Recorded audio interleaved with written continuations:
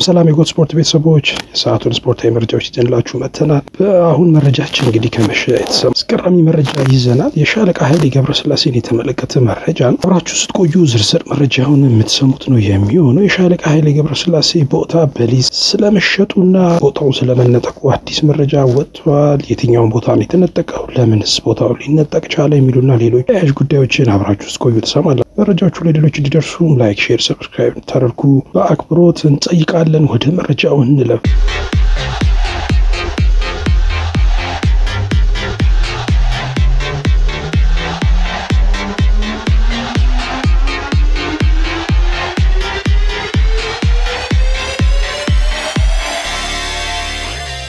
ሻለቃ ኃይሌ ገብረስላሴ ለሆቴል ግንባታ ተረክቦት በነበረው ቦታ ላይ የሊዝ ጨረታ ወጥቷል የሚል መረጃ ነው። በጉራጌ የወልቂጤ ከተማ አስተዳደር ቀደም ሲል ተፈራ ሆቴል ተብሎ ይጠራ የነበረውን ሆቴል በማፍረስ ለሻለቃ ኃይሌ ገብረስላሴ የሆቴል ግንባታ ካለ ጨረታ ያስረከበ ቢሆንም ሻለቃ ኃይሌ ገብረስላሴ ወደ ግንባታ ሊገባ አልቻለም። ሻለቃ ኃይሌ ገብረስላሴ ከከተማ አስተዳደሩ ተረክቦ ከፍተኛ የመንግስት የስራ ኃላፊዎች በተገኙበት የመሰረት ድንጋይ ያኖርበት ቦታ ላይ የሊዝ ጨረታ ማስታወቂያ ወጥቶበታል የሚል መረጃ ነው የወጣው። በጨረታ ማስታወቂያ ላይ እንደተገለጸው በማዕከላዊ ኢትዮጵያ ክልል የጉራጌ ዞን ዋና ከተማ በወልቂጤ ከተማ አስተዳደር ቀደም ሲል ተፈራ ሆቴል ተብሎ ይጠራ የነበረው በከተማው መሀል ላይ የሚገኘው 5333 ካሬ ሜትር ስፋት እንዳለው ተገልጿል። ኃይሌ ሪዞርት ተደራሽነቱን በምስራቅ አፍሪካ ለማስፋት ከሀገርም አልፎ በምስራቅ አፍሪካ ለማስፋት ስራዎችን እየሰራ እንደሆነ ይታወቃል። በጉዳዩ ላይ እስካሁን ኃይሌ ያለው ነገር የለም። ነገር ግን መሬቱ ተነጥቆ አዲስ ጨረታ እንደወጣበት ነው መረጃ እየተነገረ የሚገኘው ማለት ነው።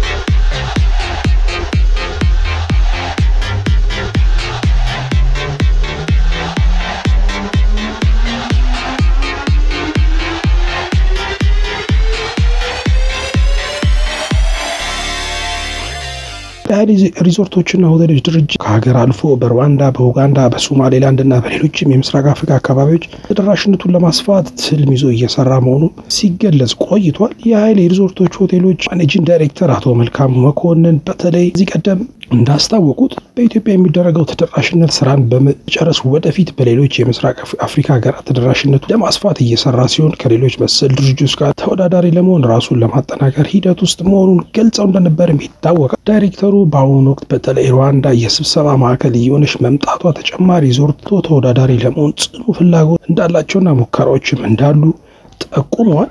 በመቀጠልም ኡጋንዳ፣ ሶማሌላንድና ሌሎችም የምስራቅ አፍሪካ አካባቢዎች ድርጅቱ ተደራሽ ለመሆን የማቀዱን ዜና ከሰማን ሰንበትበት ብለን እንደነበርም ይታወቃል። ለዚህም ቦታ ቅኝትና ተያያዥነት ያላቸውም ስራዎች መከናወን ላይ መሆናቸውን ጠቅሶ ነበረ። ድርጅቱ በአዲስ አበባ፣ በወላይታ ሶዶ፣ በኮንሶ፣ በደብረ ብርሃን፣ በጎርጎራና በተቀሩት የኢትዮጵያ ክልሎች ተጨማሪ ግንባታዎች እንደሚያጠናቀቅ የገለጹት ዳይሬክተሩ የሚያጋጥመው ፈተናዎችን ተቋቁሞ በምስራቅ አፍሪካና በዓለም አቀፍ ደረጃ ተወዳዳሪ ለመሆን በተጨማሪ ሪዞርቶችን ለመክፈት ጥረት በማድረግ ላይ መሆናቸው ይታወቃል። እንግዲህ ድርጅቱ ይህን እየሰራ ባለበት ወቅት ነው እንግዲህ በደቡብ ክልል ተሰጥቶት የነበረው መሬት ጨረታ የወጣበት። በእርግጥ ቅድም እንዳልኩት ድርጅቱ በዚህ ላይ ምንም ያለው ነገር የለም። ጨረታው ግን መውጣቱ እርግጥ ሆኗል። ከግለሰብና ድርጅት ትርፋማነት ባለፈ አገርን ማስጠራት የሚችሉ ኩባንያዎችን ማፍራት እንደሚገባ የገለጹት አቶ መልካሙ ድርጅቱ ለሀገር ኩራት የመሆን ራዕይ በመሰነቅ በሌሎች ሀገራት ላይ ኢንቨስት ማድረግ ሀገሪቱን በማስተዋወቅ ረገድ ከፍተኛ ሚና እንደሚወጣ ነው የገለጹት። ኃይሌ በአትሌቲክሱ ዘርፍ ኢትዮጵያን ማስጠራት እንደቻለው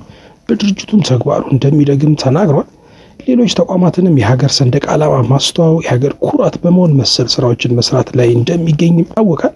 ሀገርን ለመቀየር እዚሁ ባለው ፖለቲካ ብቻ ሳይሆን ከሀገር አምባሳደር መሆን የሚችሉ ተቋማትን ማጠናከርም የኃይሌ ቀዳሚ የቀጣይ ዓላማዎቹ እንደሆኑ እሱም ጭምር ሲገልጽ እንደነበር የሚታወቅ። ከዚህ ባሻገር በሀገር ውስጥ ቱሪስት ሲመጣ ምቾትና ቀልጣፋ አገልግሎችን በጥራት ማግኘት ቢፈልግም ለቱሪስቱ የሚገቡ መሰረተ ልማቶች አገልግሎች በበቂና በጥራት ማድረስ እንዳልተቻለ ይታወቃል። ይህም ችግር ለመቅረፍ ኃይሌ በግሉ ጥረት እያደረገ እንደሆነ ነው የተለያዩ መረጃዎች የሚያሳይ። ጠቅለል ካለው የቱሪዝም ማስተር ፕላን ውጭ የቱሪስት መዳረሻ ስፍራዎች ለቱሪስት እንዲመች አድርጎ በሀገር አቀፍ ደረጃ፣ በክልል ደረጃ እንዲሁም ሻዎቹ ደረጃ መገንባት እንደሚያስፈልግም ታምኖበት የኃይሌ ሪዞርቶች ስራዎችን እየሰራ ይገኛል። መረጃዎች እንደሚያመለክቱ ኃይሌና ዓለም ኢንተርናሽናል ቢዝነስ ግሩፕ ከ1992 ዓ.ም በ50 ሚሊዮን ብር ካፒታል የተቋቋመ ኩባንያ ሲሆን በአሁኑ ሰዓት በግብርናው፣ በቡና፣ በማር፣ በትምህርት፣ በሪል ስቴት፣ በማዕድና በተለይም በሆቴሉ ዘር ከፍተኛ እንቅስቃሴ እያደረገ ይገኛል።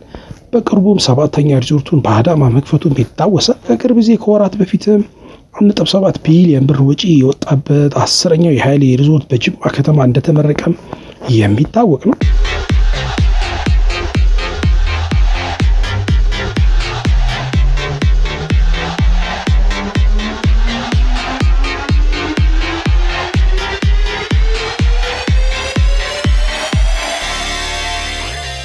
መሰረት 15 ዓመታት የተሻገረው ኃይሌ ሆቴሎችና ሪዞርቶች ግሩፕ 10ኛውን መዳረሻ ባለ 4 ኮከብ ሆቴል በጅማ ከተማ አገልግሎት መስጠት መጀመሩ ይፋ ተደርጎ እንደነበር ይታወቃል። ጅማ ከተማ የተገነባው 1.7 ቢሊዮን ብር በላይ ወጪ የወጣበት ባለ 5 ኮከብ የኃይሌ ሪዞርት ሆቴል ስራ የጀመረው ታህሳስ 24 ቀን ነበር። በጋዜጣዊ መግለጫም በወቅቱ በተመረቀበት በተሰጠ ጋዜጣዊ መግለጫ መርሃ ግብር ላይ ሻለቃ ኃይሌ ገብረስላሴ እንደገለጸው ለጅማና ለአካባቢው ዘርፈ ብዙ ትርጉም ያለው 10ኛው መዳረሻችን የሆነው ኃይሌ ሪዞርት ሆቴል ጅማ ስንከፍት ታላቅ ደስታ ይሰማናል ማለቱም የሚታወስ ነው።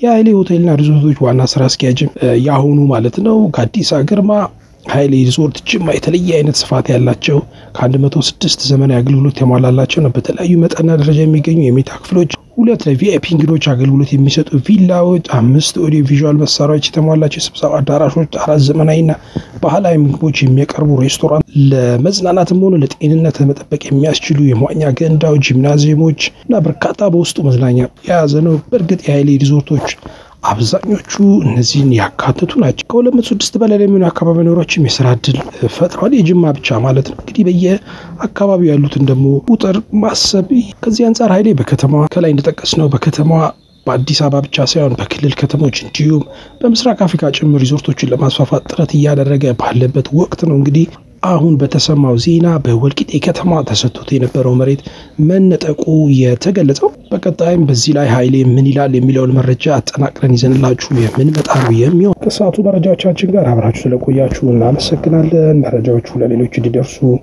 ላይክ፣ ሼር፣ ሰብስክራይብ በማድረግ የዘወትር ትብብራችሁን እንጠይቃለን። አብራችሁ ስለቆያችሁ እናመሰግናለን።